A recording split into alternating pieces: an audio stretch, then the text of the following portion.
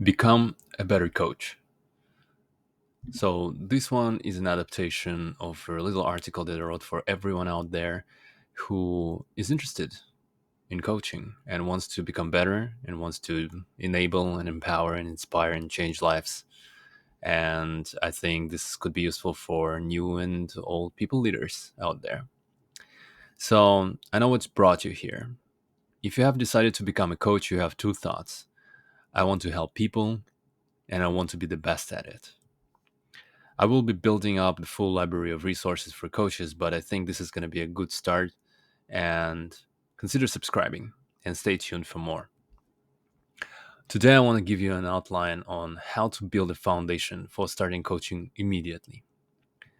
These are the different elements that I see as coaching foundation: coaching habit, NLP, psychology, neuroscience, personal development, philosophy, taking an online course in coaching, hiring a coach, and meditating daily. And of course, actually beginning coaching. So let's go through all of this one by one. Number one is Coaching Habit by Michael Stanier. This is a foundational book. I recommend you to read it. And the author gives you a super useful framework of 7 coaching questions that you will be using in your coaching practice. A lot. So, a little TLDR for you. These are the 7 questions that you're going to be using. Number one, what is on your mind? This question is called also a opener question. Use this to start your coaching conversations. It's an open ended question and lets your client paint the big picture in front of you. You then will be able to zoom in or double click on different parts. What is on your mind? Number two, also called AWE question or AWE question. And what else? As a coach, your job is to cut through the BS. And I'm not saying that what all your clients say in the beginning will always be BS, but very often it will. The mind is very good at coming up with excuses and rationales, and you will have to learn how to peel the onion.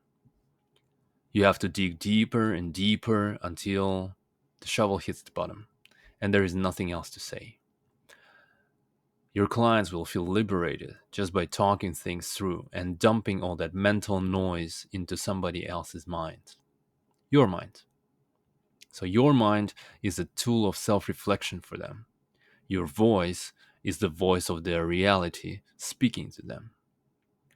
Accept the information without judgment and let them empty their minds. Keep asking, what else?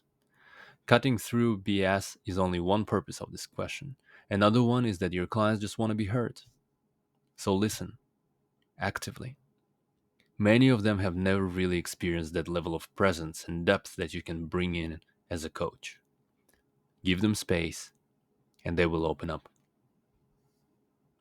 Question 3, focus question. What is the real challenge here for you? When you ask about the problems that your clients have, they can go on and on describing everything that's not working. You pull one thread, and the whole content from the dusty attic falls on you. In such moments, when your clients talk a lot and are very vague about what's truly bothering them, you will need to make them focus. Focus them with this question. So, what is the real challenge for you? You can upgrade this question and ask, formulate for me, please, in one sentence. What is the real challenge here for you? This way, they're forced to think about how to be more concise and again, formulate their challenge in just one sentence. Number 4, foundation question. What do you want? Your client can lose themselves in their thoughts, especially if they lack clarity and go on a tangent explaining themselves. You need to establish an overarching goal for all your sessions. What are they trying to achieve, and how you can help them build systems that will get them there. Ask them the same question at the beginning of each session to make sure that they are focused. What do you intend to accomplish by the end of the session? What is your objective here? How will you know that you have achieved it? What will achieving this give you? What is important to you? What is the obstacle that stands between you and achieving your goal? What will happen next after you have hit your goal? There are many different variations that you can play with. The point is to help your client to gain absolute clarity on what they want and what they don't want. Number 5, lazy question. How can I help? As coaches, we always work from one foundational presupposition. Our clients have all the answers and all the resources that they need to achieve their goal. And if they don't, then they have the resourcefulness to get those answers and resources. Ask your clients the lazy question, and they will tell you what kind of support they are expecting from you. Another version of this question that I like is, what is my role in this? After you have identified what has to be done and how it has to be done, your clients will inevitably come to a conclusion that it is up to them if the transformation will happen or not. This question empowers them to take responsibility, and it also helps to set expectations on what exactly will be your intervention as a coach. Number 6, strategy question. If you are saying yes to this, what are you saying no to? This is another question that will help you to gain clarity. Your clients will say that they will do A and B and C, but your job is to focus them with this question, bringing to light of their awareness all the things that they should say no to if they want to succeed. Opportunity cost. This is an important mental model that should be in your coaching toolbox. You have said no to everything else right now just to say yes to listening to me and to listening to this podcast. Thank you for that, by the way. Your client's success depends on whether they can stay laser focused on their priorities.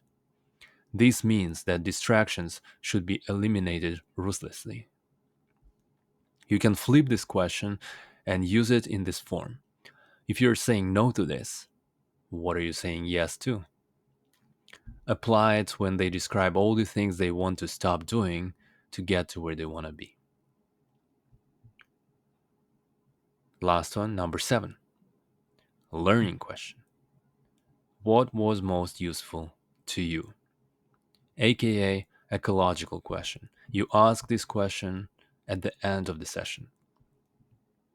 This question forces the client to summarize all the insights and lessons learned in the session, and by summarizing them, they consolidate them in their mind.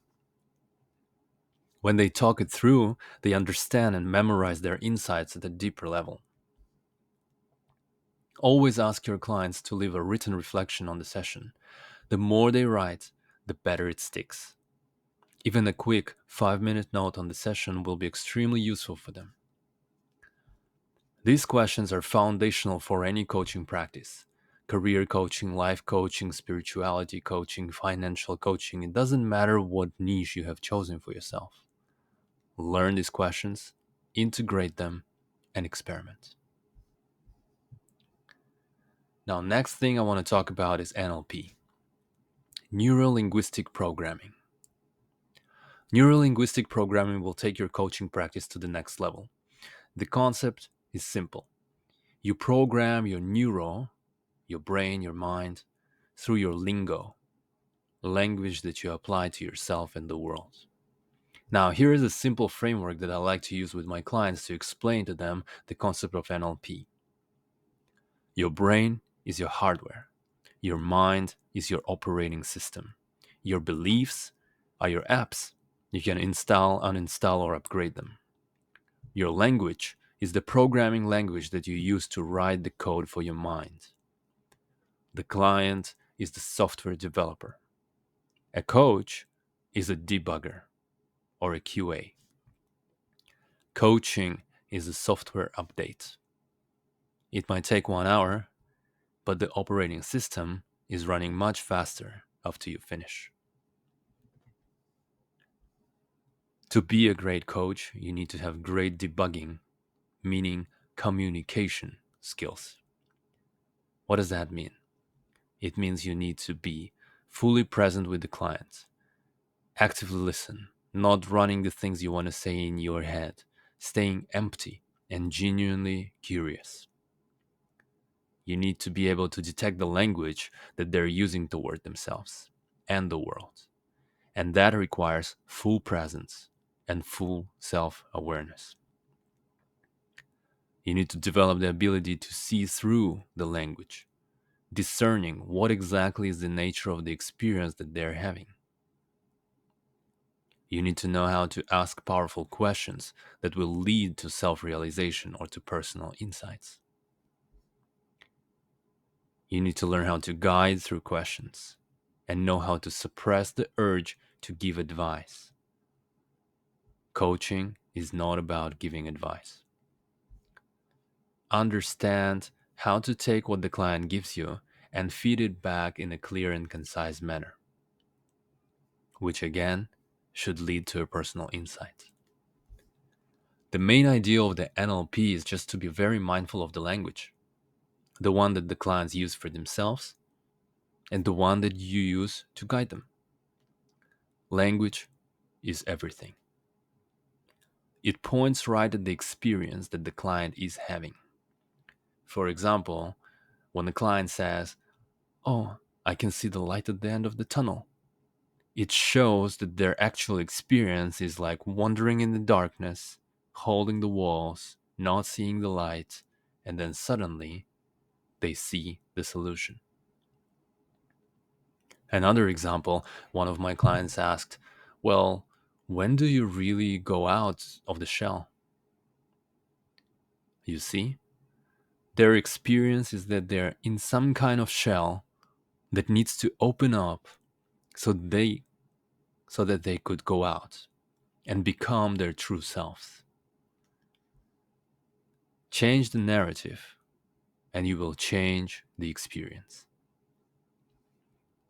Now, there are many different books on NLP. I'm going to give you just one, but you can start with anything you want. They all talk about the same concepts. Check out the book NLP, The Essential Handbook for Business by Jeremy Lazarus. In NLP, there are several concepts that will become foundational in your practice. Do your research on the following: NLP presuppositions, representational models, meta programs, locus of control, mental models, and different kind of NLP exercises. I will be writing more about those aspects of NLP, but there is no lack of information. Just read some articles on Google or leverage ChatGPT as well to get the gist. Once you understand the concepts, start integrating them and practice them right away. Next foundational pillar is psychology. An understanding of psychology is needed to understand what is going on in the mind of the person from a more systematized academic angle. Some things I recommend covering: Carl Jung, archetypes, any kind of personality test like MBTI or Enneagram, B.F. Skinner, operant conditioning, CBT, cognitive behavioral therapy, practical psychology, and of course, logotherapy by Viktor Frankl. It doesn't matter where you start, one thread pulls the other. Study something you are curious about. All the bullet lists that I present to you are just suggestions for further research. I keep them short so they are not so intimidating for beginner coaches. Neuroscience. Understanding neuroscience really helps. Again, keep it simple. Check out Andrew Huberman podcast or some TED Talks on the science of the brain. This topic is vast. Learn the bits that you can integrate into coaching. For example, concepts like neuroplasticity, or the benefits of meditation, or the effects of breathwork on the brain. Anything you will learn will help you to become a better coach. In the same way, personal development. Personal development is crucial because you, as a coach, develop yourself as a person. Some aspects of knowledge that were critical and I think will be very, very useful for you to learn about are Willpower Instinct by Kelly McGonigal, Flow, Mihaly, I always screw up his last name, Csikszentmihalyi, I think. You can find him online. Deep Work by Cal Newport. Habits, so-called Atomic Habits by James Clear. And The Concept of Essentialism by Greg McKeown. These pieces are foundational, but the point is here that the power of your coaching depends on the power of your own mind. You can't preach what you don't practice yourself. If you're a career coach who doesn't network or lacks a sense of direction in career or in life, you will show up for your clients lacking authenticity, delivering weak and ineffective coaching. You don't want that. Build yourself into a productivity machine. Grow your physical energy first. It will bleed into everything else that you do. Rise early. Work on your business. Write. Read. Work with people who are smarter than you. Theoretical knowledge is garbage. If you don't practice it, you don't know it. The next pillar is philosophy.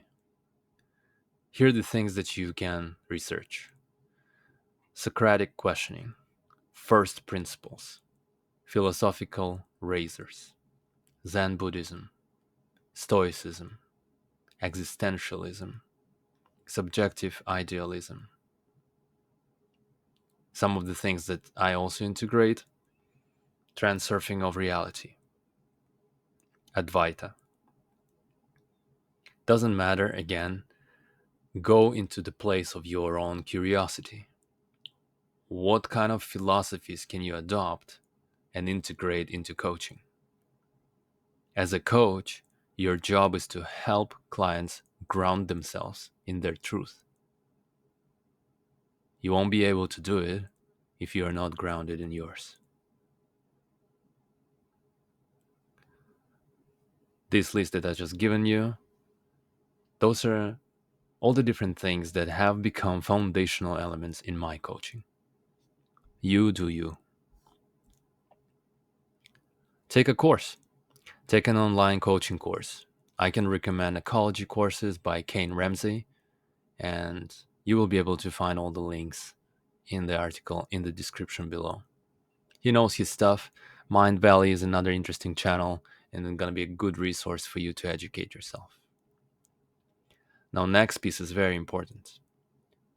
Hire a coach. No matter how much you study coaching alone, there are some things that you will be able to work through only with a coach. Primarily, breaking through the belief of paying for coaching. If you have not experienced the power of transformational coaching, you will feel incongruent and misaligned internally. You will struggle to show up and lead your clients from a place of confidence because you yourself will lack confidence that you can deliver value and that your coaching actually works. Having a coach will make you grounded in your belief that everyone needs a coach. And your communication with your clients will stem from that ultimate belief. Especially when you're talking about money and charging for your services, if you don't truly believe that you can put your money where your mouth at, you won't influence people and you won't close deals. A good coach will help you to break through the beliefs you have about high-ticket coaching and charging a premium for your services that might be conflicted with your desire to help people. But you can do both. You can empower and enable your clients, and you can get paid for your work. If you can have one takeaway from today, take this: meditate daily. Self awareness is a superpower. The more grounded and self aware you are, the more powerful your coaching will be. Why? To see dysfunctional or incorrect thinking in others, you need to develop a strong ability to detect dysfunctional or incorrect thinking in yourself. It is impossible if thinking is everything you do all day long. Observe your mind daily. Practice insight meditation, the purpose of which is to understand the inner workings of your mind. Build meditation into your morning routine. You need to have at least 30 minutes to yourself, which you spend resting in your own being. Build up slowly. Start with a 5-minute timer and increase from there by 5-minute increments a week. Watch your mind. At first, the thoughts will slow down. Later, they will slow down just enough for you to notice small gaps between the thoughts. Over time, the gaps will grow and will become a space of no thought. Eventually, the state of no thought will stabilize. You will be able to stay empty for longer periods of time. The very concept of psychological time will start to dissolve in you. Your ability to stay present and aware throughout the day, even engaged in external activities, will grow. You will be grounded in presence. This presence will become the most attractive quality to your clients. They wouldn't be able to tell what is it exactly about you that makes your persona so magnetic. You will show up with authenticity and humility because your mind will not be running an agenda on how to sell your services while you're listening to your clients. Your gravitas will grow just because you're always centered within your calm mind. Your ability to exercise good judgment, which is absolutely crucial in coaching, will increase exponentially. The stronger your meditation practice is, the stronger your ability to coach people. Correction, even the word practice is wrong to apply to meditation. There is nothing to do, nothing to practice, no effort to exert during meditation. Meditation is just the art of doing nothing. You let the mind calm itself down, and you remain as an awareness. You, like so many others, are looking for the same thing. You're not looking for peace of mind. You're looking for peace from mind. Meditation is the answer. As a coach, you can only lead your clients to your level of depth of understanding. Their insight is a function of your insight. Understand your own mind at a very deep level. Master it, and you will be able to master any mind because the foundational principles behind how all minds work are true for any human. The only challenge is that few people are ready to develop the discipline to become regular meditators and ground themselves in their inner truth. Find out who you truly are by demolishing everything that you're not. Your concept of self is a mental construct. Everything you think is true for yourself is temporary and can be reinvented. What you are as a professional, what you are as a coach, what you are as a human being. Once you find out who you truly are, there will be no human you wouldn't be able to coach. Why? Because at the core level, we have the same essence. Find it, and you will be able to guide your clients to it. Lastly, begin. Just begin coaching. The smarter you are, the more sophisticated the excuses why you can't just start. I need to find my niche. I need to build my website. I need to plan out my content game. I need to create a coaching program first. I need a certification. This is all bullshit. And you know it. The only way to start helping people is to start helping people. Your confidence is a function of your competence. Get competent, and you will be confident. The only way to become great at something is to endure the discomfort of sucking at it. Coaching, like any skill, is no different. You will push through the phase of learning to get to the phase of confidence, to eventually get to the phase of mastery. Here's a tip you will like. Apply the coaching tool to yourself, the hero's journey. You will find the link in the article in the description. But identify where you are in the journey. Visualize where you want to be. Go there and slay your monsters, your fears, your insecurities, your self doubt, your imposter syndrome, and be reborn. Right now, you might be Mr. Thomas Anderson, waking up to his new identity as Neo. And one day, you will be stopping bullets with the palm of your hand. In between these two states are hours and hours and hours of deliberate practice. Get to work. I like this quote by Alex Hermosi, who said, you don't become confident by shouting affirmations in the mirror, but by having a stack of undeniable proof that you are who you say you are. Outwork your self doubt. Now you might be thinking, okay, how do I start? Step one, understand what kind of coaching you want to do. The eternal markets are health, wealth, and relationships.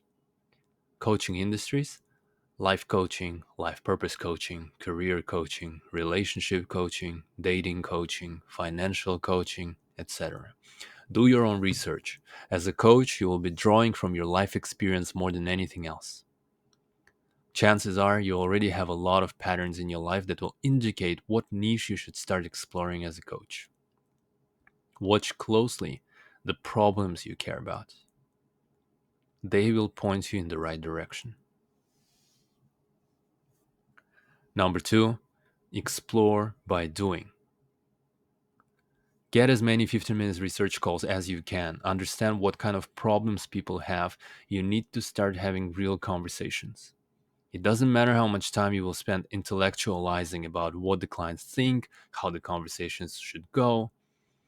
The reality is always more complex than your thoughts. Trust yourself, dive in. To learn how to swim, you need to be immersed in the water. The more conversations you have, the more clarity you will gain on your ideal client. Step 3, coach for free. Start coaching for free. Tell them it's free, but it's not exactly free because you don't charge money, you charge value. Ask for testimonials and referrals in return. Collect your testimonials and build an aggregator, like a simple website where you will be able to send your prospects. Selling, meaning creating an opinion about yourself, starts there. Once they book a meeting with you, show up like $1 million coach. Step 4, we will have to unpack this a little, but step 4 is build systems. There are 5 systems that you need to have as a coach: marketing system, education system, conversion system, onboarding system, and coaching system. Set up your systems. First, your marketing system.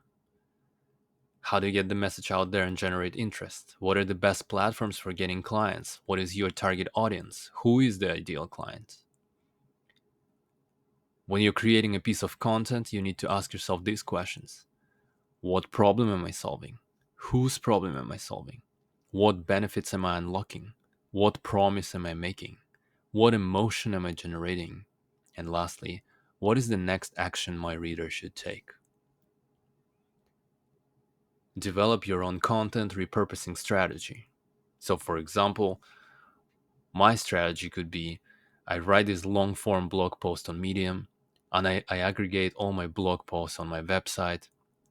I use the blog post as a script right now for my podcast. and I condense the blog post into a Twitter thread. I can then screenshot the Twitter for a LinkedIn carousel, and I also write 3 LinkedIn posts in other formats, which I can also transform into Twitter. I then revisit and repurpose the content after 3+ months. You can have any variation of that, but this is why it's important to understand everything revolves around writing. Your success as a coach depends on 2 things: your communication skills and clarity of your thinking. Both can be developed through writing. First, great public speaking is a lot of private thinking, meaning writing. Journaling or blogging is a written meditation. It helps you to understand what is in your head and organize or reorganize it in the best possible way. System number 2 is education system. Build an aggregator for your resources and materials and make it accessible to your clients. It can be anything: a personal website, Notion, Google Drive, Medium article, or a Google Doc with a bunch of links. It doesn't matter. As long as it's informative and serves the purpose of showing your clients that there is a method to the madness, it's good. Just make sure it's scalable and you can infinitely grow your knowledge base. The education system is serving as a conversion system as well. As your prospects browse your website, they build a certain perception of you and your coaching style. They assess the value you give away for free and how much substance is in the resources you create. And you need to give away 99% of what you know. Why? Because coaching is not teaching. Your clients pay for the personalized experience that is tailored to them. They're looking for someone to help them assemble their personal, individual puzzle. No matter how much information they absorb online, it will never substitute the work with the coach. You can check in the description the link to my website, and this is my aggregator for your reference. Number 3, conversion system. If your education and marketing systems are working, you will be getting inbound leads. Now, what happens next?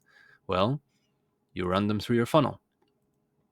The top of the funnel, marketing system; level 2, education system; and then you go through all the sales funnel. Coaching is a lot like dating. If you ever use Tinder, you have an idea, but a similar mechanism works here.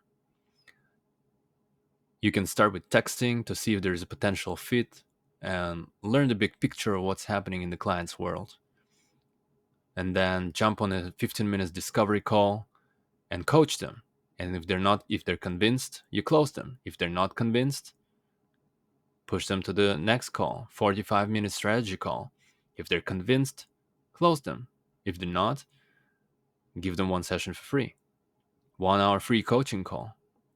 If they're convinced, close them. If not, release and rethink your approach, because something is going wrong here and you are not converting. This funnel is just one example of what you can do. You don't need to follow these particular steps to the letter.